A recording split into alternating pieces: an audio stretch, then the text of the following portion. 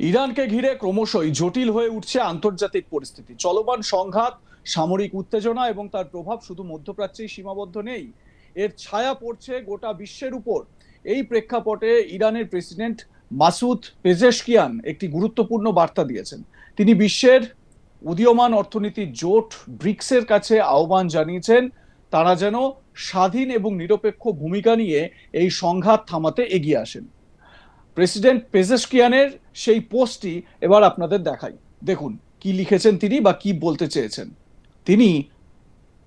জোট ব্রিক্সের মানে ব্রিক্সের যে দেশগুলো রয়েছে, Brazil, Russia, India, China, south Africa, এই সমস্ত যে দেশগুলো রয়েছে এবং পরবর্তীতে ব্রিক্সের অন্তর্ভুক্ত যে দেশগুলো, তাদের সবার কাছে এই সংঘাত থামানোর জন্য এগিয়ে আসার আহ্বান জানিয়েছে, যাতে এই উত্তেজনা থেমে যায় বা এই যুদ্ধ যাতে থেমে যেতে মানে থামাতে বাধ্য হয় আমেরিকা এবং ইসরায়েল। সেই প্রেসার ক্রিয়েট করার জন্য ব্রিক্সকে এগিয়ে আসার বার্তা দিয়েছেন পেজেশকিয়ান। উল্লেখ্য, শনিবার ভারতের প্রধানমন্ত্রী নরেন্দ্র মোদীর সঙ্গে এক গুরুত্বপূর্ণ টেলিফোন বৈঠকে এই বিষয়টি তুলে ধরেন পেজেশকিয়ান। সেই কথোপকথনের বিস্তারিত জানানো হয়েছে ভারতে অবস্থিত ইরান দূতাবাসের তরফে। সেখানে স্পষ্টভাবে বলা হয়েছে বর্তমান পরিস্থিতিতে যুদ্ধ থামানোর জন্য প্রথম এবং প্রধান শর্ত হলো আমেরিকা এবং ইসরায়েলকে তাদের সামরিক পদক্ষেপ বন্ধ করতে হবে। শুধু তাই নয়, ভবিষ্যতে যাতে ইরানের বিরুদ্ধে আর কোনো সামরিক হামলা না হয় সেই বিষয়ে নিশ্চিত গ্যারেন্টিও দিতে হবে।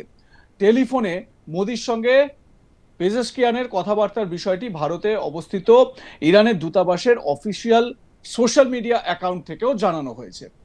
প্রধানমন্ত্রীর সঙ্গে পেজেশকিয়ানের কি কথা হয়েছে, গুরুত্বপূর্ণ আলোচনা হয়েছে, সেই বিষয়গুলো পরিষ্কার একটা বার্তা পেজেশকিয়ানের তরফ থেকে দেওয়া হয়েছে যে আলোচনা চালিয়ে নিয়ে যাওয়ার জন্য অবশ্যই আগে ইউএস এবং ইসরায়েলকে সামরিক অভিযান, সেই অভিযান তাদেরকে বন্ধ করতে হবে।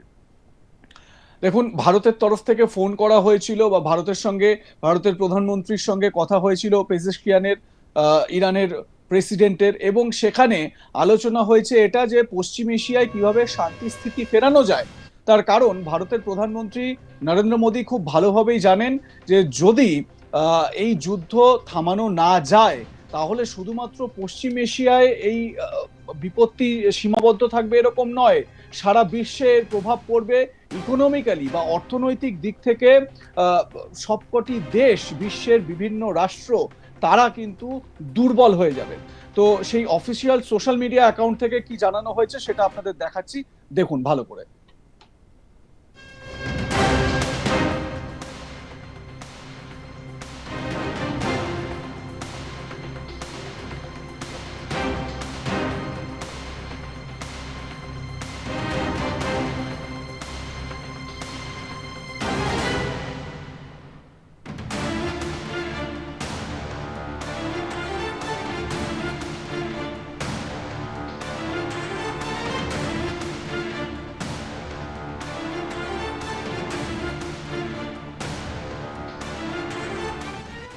ইরানের প্রেসিডেন্ট আরো বলেন, এখনকার পরিস্থিতি অত্যন্ত সংবেদনশীল।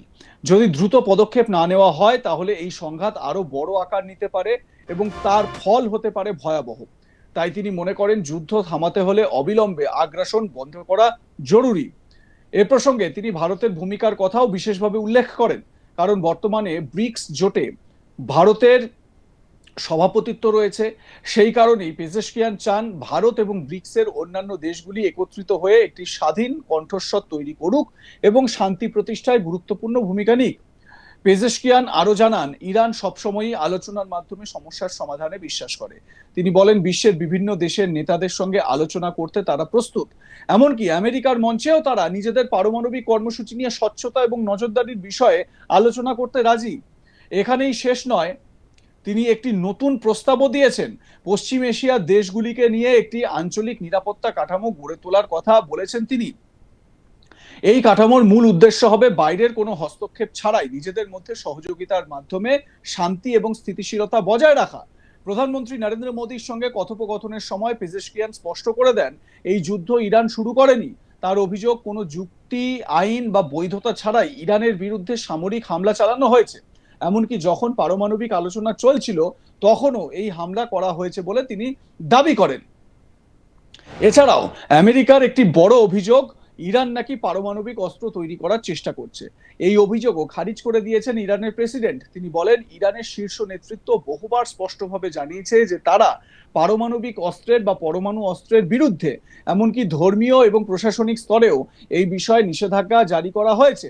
ইরানকে ঘিরে আরো একটি বড় অভিযোগ হলো, তারা নাকি ওই অঞ্চলে, মানে পশ্চিম এশিয়া বা মধ্যপ্রাচ্যের এই এলাকায় অস্থিরতা তৈরি করছে। এই অভিযোগও মানতে নারাজ পেজেশকিয়ান। তিনি পাল্টা অভিযোগ করে বলেন, ইসরায়েল বিভিন্ন দেশে হামলা এবং গুপ্তভাবে জানে শেষ করার কর্মকাণ্ড চালিয়ে আসছে। তার দাবি, লেবানন, গাজা, ইরান, ইরাক ও কাতার এই সব জায়গায় নিরাপত্তার অজুহাতে হামলা চালানো হয়েছে, যা আসলে অস্থিরতাকে আরো বাড়িয়ে তুলেছে। উল্লেখযোগ্য বিষয় হলো, ফেব্রুয়ারির 28 তারিখ থেকে এই সংঘাত শুরু হওয়ার পর এই নিয়ে দ্বিতীয়বার ইরানের প্রেসিডেন্ট এবং ভারতের প্রধানমন্ত্রীর মধ্যে সরাসরি কথা হলো। এর থেকেই বোঝা যাচ্ছে পরিস্থিতি কতটা গুরুতর এবং আন্তর্জাতিক স্তরে কতটা গুরুত্ব পাচ্ছে। ভারতে অবস্থিত ইরান দূতাবাস এক বিবৃতিতে জানিয়েছে, এই আলোচনায় শুধু দ্বিপাক্ষিক সম্পর্ক নয়, বরং আঞ্চলিক এবং আন্তর্জাতিক পরিস্থিতি নিয়েও বিস্তারিত আলোচনা হয়েছে। বিশেষ করে আমেরিকা এবং ইসরায়েলের চলমান সামরিক পদক্ষেপ নিয়ে উদ্বেগ প্রকাশ করা হয়েছে। অন্যদিকে প্রধানমন্ত্রী নরেন্দ্র মোদীও এই পরিস্থিতি নিয়ে গভীর উদ্বেগ প্রকাশ করেছেন। তিনি স্পষ্টভাবে জানিয়েছেন, জ্বালানি পরিকাঠামোর উপর হামলা অত্যন্ত বিপজ্জনক, কারণ এর ফলে শুধু সংশ্লিষ্ট দেশ নয়, গোটা বিশ্বের খাদ্য এবং জ্বালানি নিরাপত্তা বিপদের মুখে পড়তে পারে। তবে এই মিটিং থেকে বা এই টেলিফোনিক যে সাক্ষাৎ বা টেলিফোনিক যে কথোপকথন, তা থেকে এটা অন্তত স্পষ্ট যে এই সংঘাত থামানো বা এই সংঘাতে বিরাম দেওয়ার ক্ষেত্রে ভারতের ভূমিকা অত্যন্ত গুরুত্বপূর্ণ হতে চলেছে।